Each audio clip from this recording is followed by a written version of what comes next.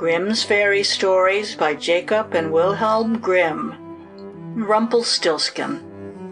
There was once a poor miller who had a beautiful daughter, and one day, having to go speak with the king, he said, in order to make himself appear of consequence, that he had a daughter who could spin straw into gold. The king was very fond of gold, and thought to himself, "That is an art which would please me very well." And so he said to the miller, "If your daughter is so very clever, bring her to the castle in the morning, and I will put her to the proof." As soon as she arrived, the king led her into a chamber which was full of straw, and, giving her a wheel and a reel, he said, "Now set yourself to work, and if you have not spun this straw into gold by an early hour tomorrow, you must die." With these words he shut the room door and left the maiden alone.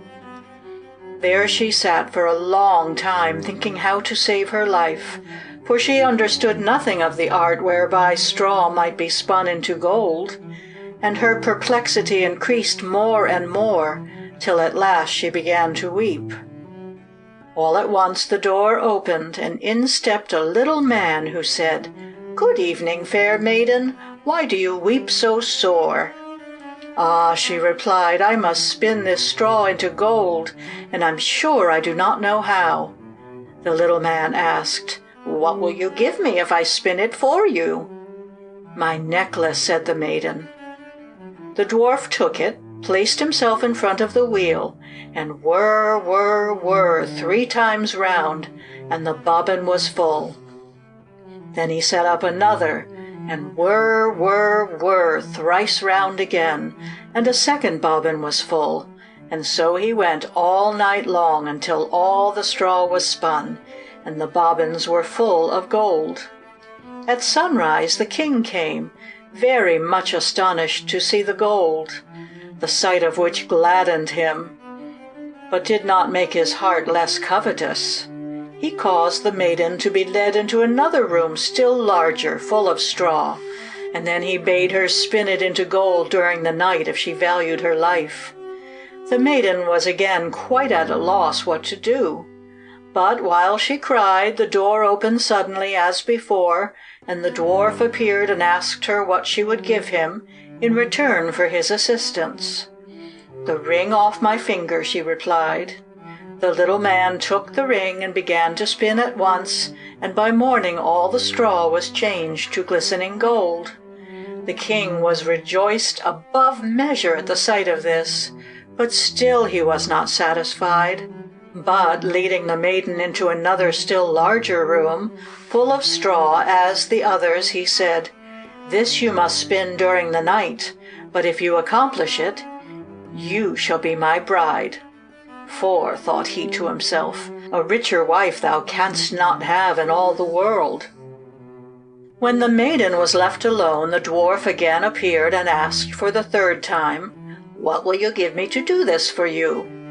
"I have nothing left that I can give you," replied the maiden. "Then promise me your firstborn child if you become queen," said he. The miller's daughter thought, "Who can tell if that will ever happen?"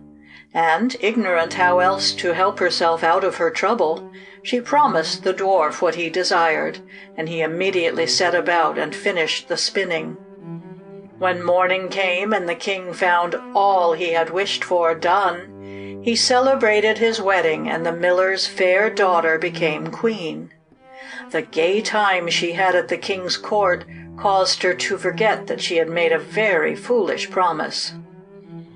About a year after the marriage, when she had ceased to think about the little dwarf, she brought a fine child into the world, and suddenly, soon after its birth, the very man appeared and demanded what she had promised.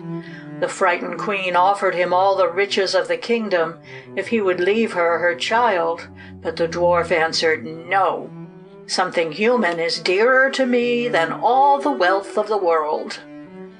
The queen began to weep and groan so much that the dwarf pitied her and said, "I will leave you 3 days to consider. If you in that time discover my name, you shall keep your child." All night long the queen racked her brains for all the names she could think of, and sent a messenger through the country to collect, far and wide, any new names. The following morning came the dwarf, and she began with Caspar, Melchior, Balthazar, and all the odd names she knew. But at each the little man exclaimed, "That is not my name." The second day the queen inquired of all her people for uncommon and curious names, and called the dwarf Ribs of Beef, Sheepshank, Whalebone, but at each he said, "This is not my name." The third day the messenger came back and said, "I have not found a single name, but as I came to a high mountain near the edge of a forest, where foxes and hares say good night to each other, I saw there a little house, and before the door a fire was burning, and round this fire a very curious little man was dancing on one leg and shouting, 'Today I stew and then I'll bake, tomorrow I shall the queen's child take. Ah, how famous it is that nobody knows that my name is Rumpelstiltskin.'" When the queen heard this she was very glad, for now she knew the name, and soon after came the dwarf and asked, "Now, my lady queen, what is my name?" First she said, "Are you called Conrad?" "No." "Are you called Hal?" "No." "Are you called Rumpelstiltskin?" "A witch has told you! A witch has told you!" shrieked the little man, and stamped his right foot so hard in the ground with rage that he could not draw it out again. Then he took hold of his left leg with both his hands, and pulled away so hard that his right came off in the struggle, and he hopped away howling terribly. And from that day to this the queen has heard no more of her troublesome visitor.